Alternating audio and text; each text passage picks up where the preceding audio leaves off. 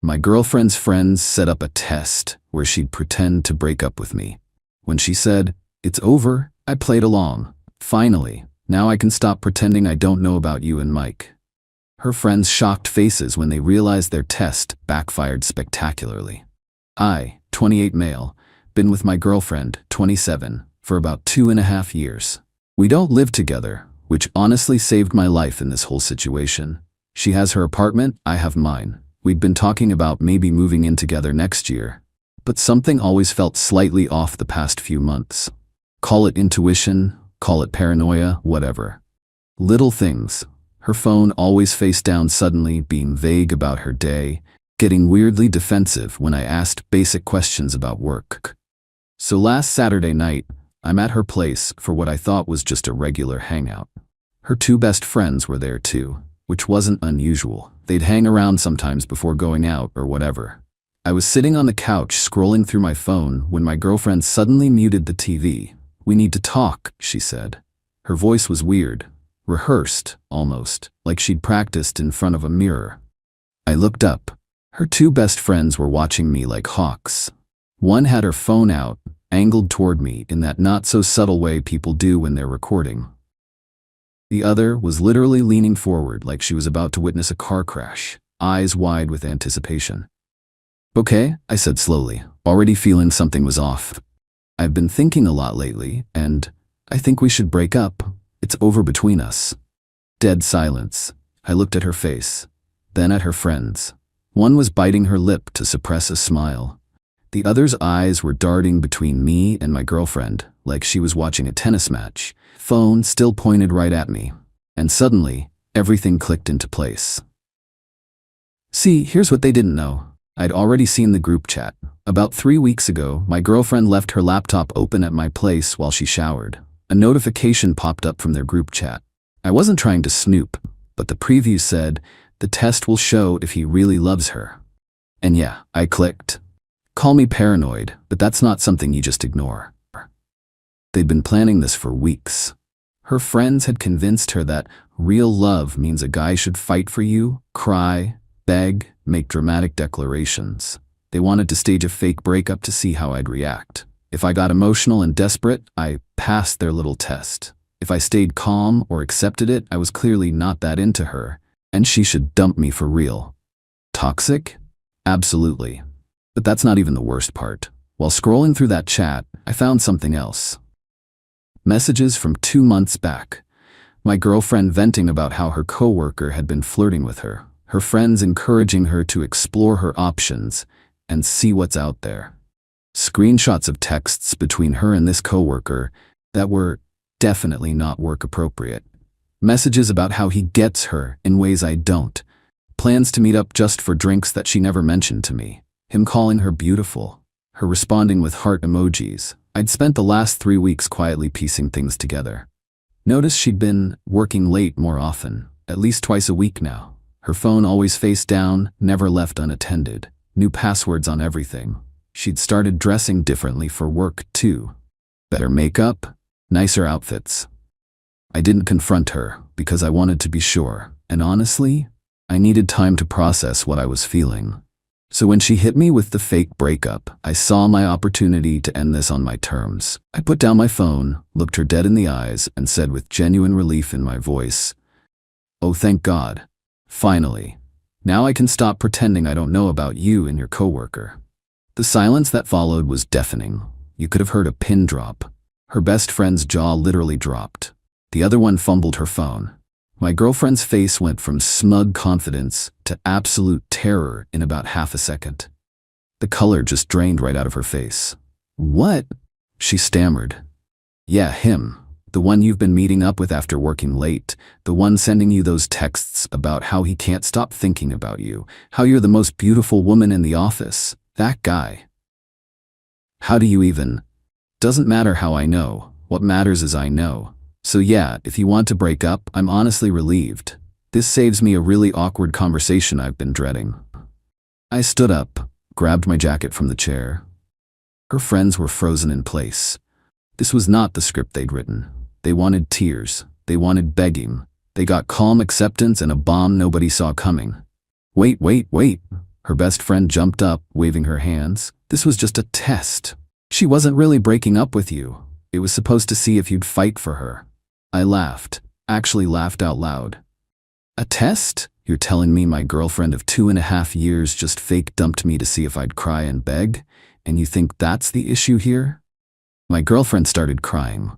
Real tears now, not the theatrical ones from her performance. It's not what you think. Nothing happened with him. We're just friends from work. The texts say otherwise. But honestly, I don't even care anymore. You wanted to play games and you found out I wasn't playing the same game. I walked toward the door. Her best friend stepped in front of me. You can't just leave. You're overreacting. Whatever you think you saw, it's probably nothing. Move, now. She moved. Something in my face must have told her I wasn't in the mood. I walked out, didn't look back, blocked my girlfriend's number before I even got to my car. My hands were shaking the whole drive home. Not from anger exactly, from relief, like I'd been holding my breath for 3 weeks and finally let it out. Like this weight I'd been carrying around was suddenly gone. It hurt. Don't get me wrong, 2.5 years is a long time. But the hurt was cleaner than the doubt and suspicion I'd been living with. Update 1, 4 days later. So the fallout has been something else. First, my girlfriend, ex now, obviously, has been trying to reach me through every possible channel.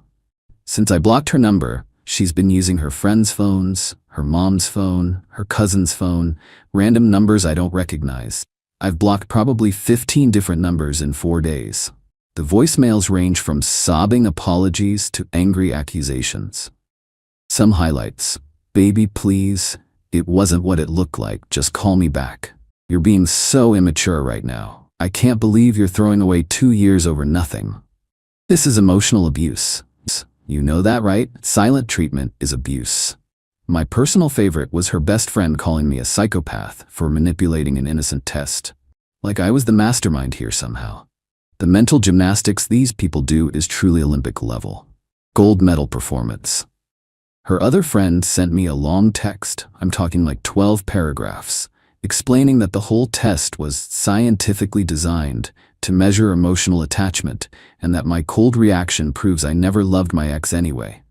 She said this completely unironically, like she'd discovered some breakthrough in relationship psychology by watching TikTok videos about attachment styles. She actually cited TikTok as her source. I screenshot that one just for entertainment purposes. Then yesterday, my ex showed up at my apartment building. Didn't buzz up, waited in the parking lot until another resident was coming in, and slipped through the door behind them. She was standing outside my door when I got home from work, eyes puffy, looking like she hadn't slept. Please, she said immediately. Just let me explain. 5 minutes, that's all I'm asking. There's nothing to explain. You tested me. I failed your test. And oh, by the way, I know you were getting cozy with your coworker. We're done here. I didn't sleep with him. Her voice echoed down the hallway. Lower your voice. My neighbors don't need the drama. Nothing physical happened. It was just texting, just flirting. It didn't mean anything. I never would have actually done anything. Cool. So emotional cheating doesn't count? Good to know where your line is. She started crying harder, mascara running down her face. You don't understand what it's been like. You've been so distant lately, so focused on work all the time. He made me feel seen, feel appreciated, feel wanted. I just stared at her for a long moment. You're seriously standing here blaming me for you flirting with another guy? While your friends were planning to fake dump me to test my love? You see how absolutely wild that sounds, right? You see the contradiction? She wiped her eyes, smearing her makeup worse. The test was stupid. I know that now. I should never have listened to them. But what we have is real. You can't just throw away 2.5 years over a mistake. You threw it away when you started hiding things from me. I'm just accepting the reality you created. She grabbed my arm, gripping hard. Please, I'll do anything. Couples therapy, whatever you want. I'll quit my job so I never see him again. I'll cut off my friends who suggested the test. Whatever it takes. That's not necessary. We're done. Please leave. She didn't leave. She sat down right there in the hallway outside my door crying, saying she wasn't going anywhere until I talked to her for real. She literally planted herself on the floor like a sit-in protest. I went inside, closed my door, locked it, and called building security. They showed up about 15 minutes later and escorted her out. Through my door, I could hear her pleading with them, saying I was her boyfriend and this was all a misunderstanding. Security didn't care. Not on the lease, not allowed to loiter. But here's where it starts getting really interesting. Her mom called me the next morning. Now, I always got along with her mom. Nice lady, made amazing food at holidays, seemed reasonable and level-headed. So I actually answered, thinking maybe she'd be the voice of sanity. "Sweetheart," she said. She always called me that. "I heard what happened between you two. I'm so sorry my daughter put you through that silly test. It was immature and wrong. But you have to understand, she's absolutely devastated. She made a mistake with that coworker situation, but nothing physical happened. Can't you find it in your heart to forgive her? She loves you so much." I took a breath, choosing my words carefully. "Ma'am, I respect you a lot, so I'm going to be completely honest. Your daughter didn't just make a mistake. She actively pursued emotional intimacy with another guy while simultaneously planning to test whether I loved her enough. That's not a mistake. That's a pattern of behavior. That's a choice she made repeatedly. But she loves you. She's been crying for days. She won't eat, won't sleep. This is destroying her. I believe she's upset, but being upset isn't the same as being sorry. She's upset she got caught. There's a difference." Long pause. Then her tone shifted noticeably, got colder, harder. "You know, I always thought you were a good young man. I welcomed you into my home, but walking out on my daughter when she needs you most, when she's at her lowest point, that's cruel. Real men fight for their relationships. Real men don't abandon ship at the first sign of trouble. Real relationships don't require tests and backup options, ma'am. Take care of yourself." I hung up. 5 minutes later, I got a text from an unknown number. "You're going to regret this. My daughter deserves so much better than someone who gives up so easily. You'll see." Blocked. The thing that's really getting to me through all this? How everyone in her circle is acting like I'm the villain. Like planning a fake breakup and flirting with another guy is totally normal, acceptable behavior, and me walking away is the unforgivable act. Like I'm the one who violated some sacred trust. The entitlement is absolutely unreal. Update 2. 10 days later. Things escalated fast. First, let me tell you about the apartment situation. My ex started showing up at random times, sometimes alone, sometimes with her friends flanking her like backup. Tuesday night at 11 p.m., she was buzzing my apartment repeatedly, holding down the button. Wednesday morning at 6:30 a.m. Her best friend was in the parking lot, leaning against my car, waiting for me to leave for work. When I walked past her that morning, she stepped in front of me.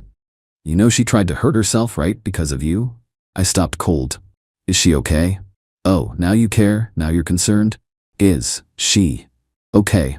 "She's fine. It wasn't serious, but she's not eating, not sleeping. She had to take time off work. This is destroying her life and you're just living yours like nothing happened.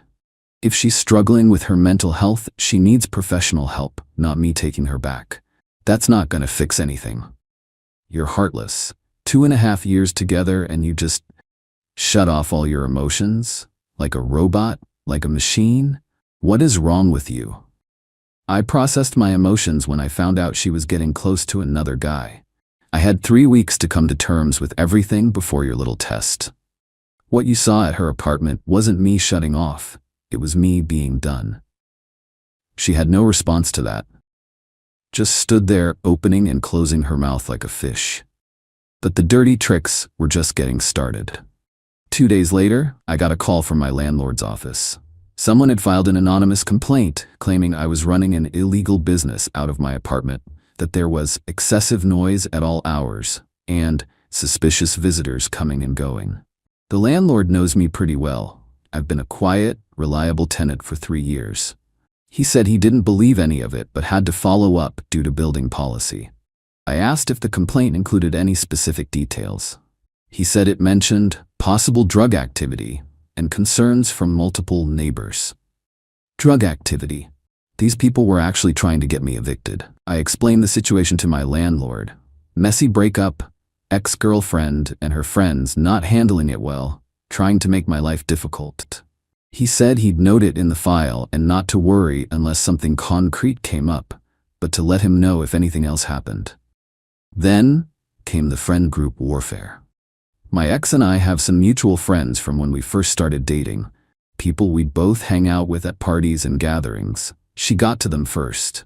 Suddenly, I'm getting texts from people I haven't talked to in months, asking what really happened, in that loaded way that tells you they've already heard her version. One guy I used to be pretty close with sent me, "Dude, I heard you've been stalking her?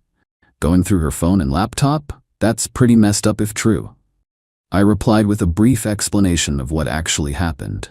The test, the coworker situation, me walking away. His response? "ID command, that's not what she's saying. She said you were controlling the whole relationship and this was her trying to get out." I didn't even bother responding to that one. Believe what you want. But here's the thing that pushed me from passive to active.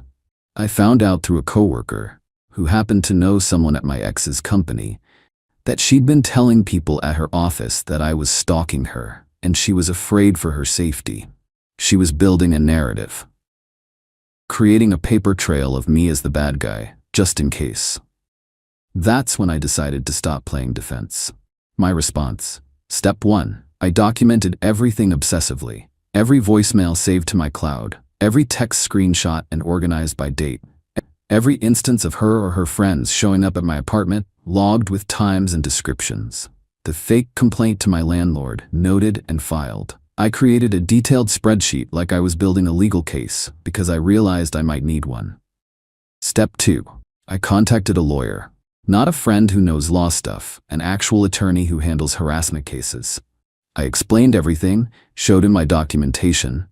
He said I easily had enough for a cease and desist letter, and if the behavior continued, we could pursue a restraining order. He drafted the letter that same day. Step 3. And this is where I went on offense. I called my ex's coworker, the one she'd been texting. This might seem petty, but hear me out. I knew from the screenshots that this guy was married. His wife came up multiple times in the messages. My ex and her friends had actually joked about his wife being clueless and oblivious. The messages were still saved in my phone from when I photographed her laptop screen. I didn't contact his wife directly. That felt like going too far, punishing someone who didn't wrong me. But I did call him, found his number through some basic searching. He had a pretty active professional presence online. Called him at 6 p.m. on a Thursday. "Hello?" Confused voice. Didn't recognize my number. "Hey, you don't know me, but I'm your coworker's ex-boyfriend, or I guess more accurately, the guy she was dating while you two were having your little emotional affair." Dead silence on the other end. I could almost hear him sweating. "I'm not calling to threaten you or start anything, but I want you to know that I have screenshots of every text you sent her. The ones about how her boyfriend doesn't appreciate her properly. The ones where you talk about meeting up without your wife knowing. The ones where you call her beautiful and she sends back hearts. I have all of it." "What? What do you want?" His voice had gone shaky, thin. "Honestly? Nothing from you. I don't want your money. I don't want an apology. I don't want anything. But here's the situation. Your affair partner and her friends have been harassing me for almost 2 weeks, showing up at my apartment, trying to get me evicted with fake complaints, spreading rumors about me. So here's what's going to happen. You're going to tell her to leave me completely alone. No more contact, no more showing up, no more games. Forever. And if I don't, then those screenshots might accidentally find their way to your HR department, or maybe your wife's email inbox. Depends on my mood that day, honestly. I'm not usually a vindictive person, but I'm running real low on patience. That's blackmail. No, it's a warning. A courtesy, actually. Tell her to stop, make sure she actually stops, and none of this has to go anywhere. Keep in mind, I'm not asking for money or favors. I just want to be left alone. That's literally all I want. He agreed immediately. Practically tripped over himself, apologizing, promising to handle it, swearing he'd make it stop. Step 4. The cease and desist letter was sent the next morning to my ex and her best friend via certified mail. It laid out everything: the harassment, the showing up at my apartment, the fake complaint to my landlord, the spreading of false rumors. made crystal clear that any further contact would result in immediate legal action. The silence that followed was beautiful. Final update.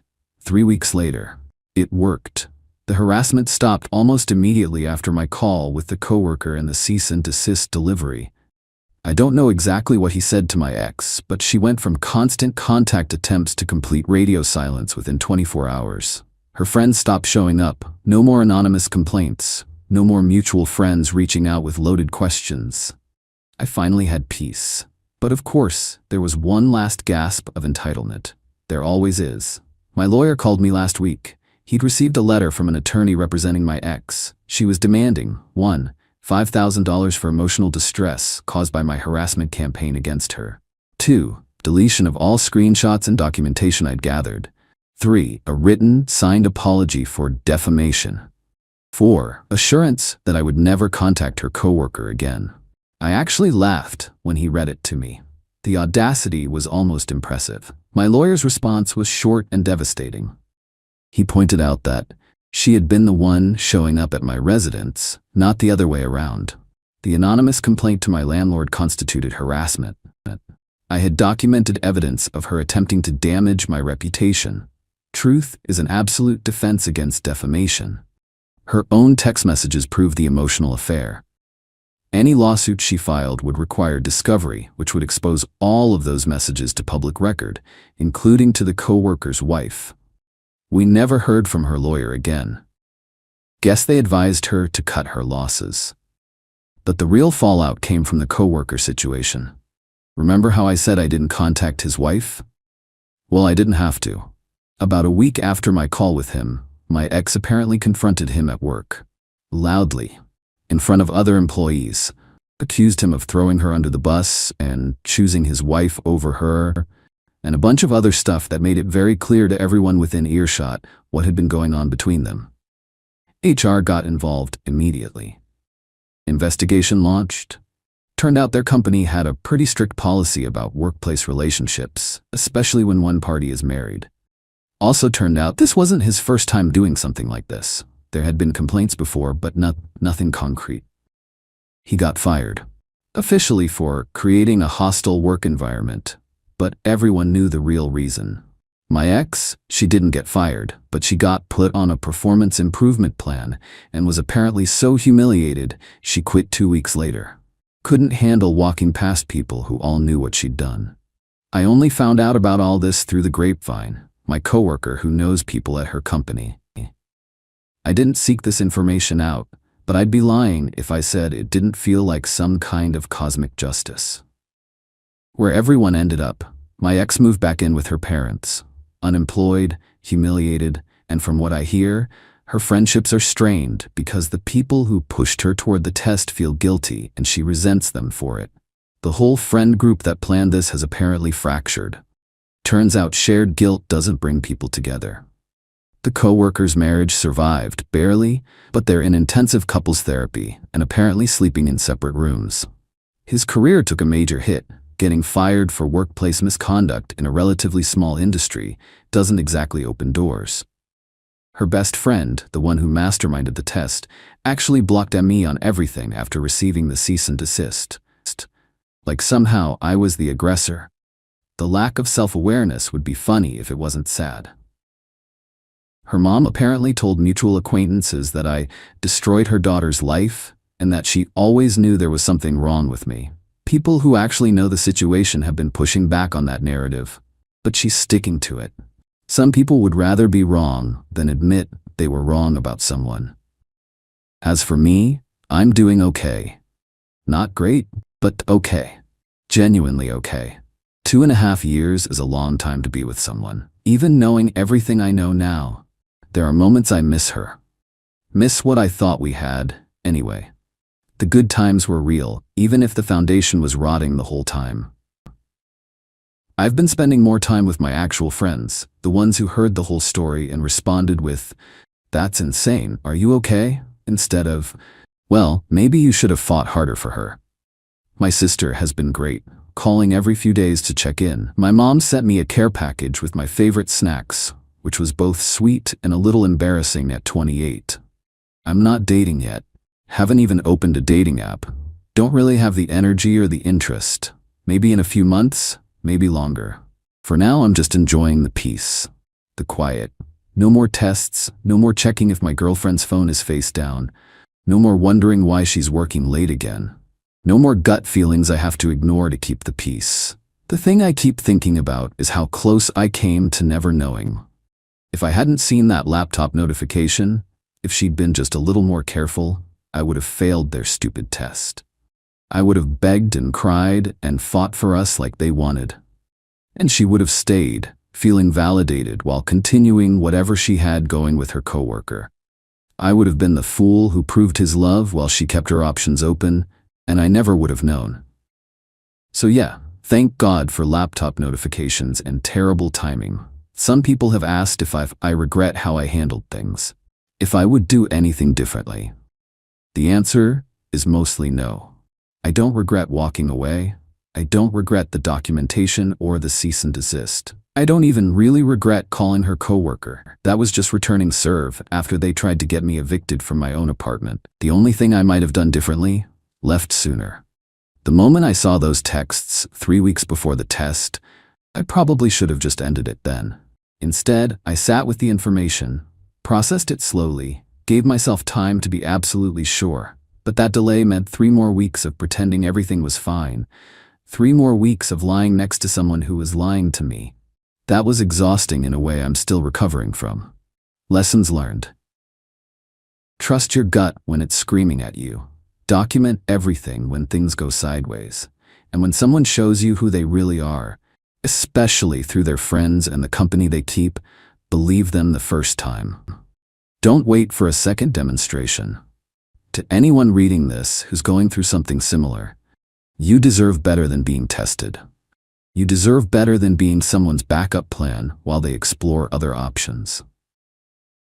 And you deserve to walk away with your head held high when someone treats you like you're disposable. To my ex, if you somehow find this, I hope you figure out why you thought any of this was okay. I hope the therapy helps. But we're done. Permanently. What you and your friends did wasn't love. It was control dressed up as romance, and I'm not playing anymore. And to her best friend, the test architect, your scientifically designed relationship test proved exactly one thing. You're terrible at understanding people, and even worse at accepting responsibility for your terrible advice. Maybe work on that before you ruin someone else's relationship. I'm done updating this. Time to move on with my life. Peace.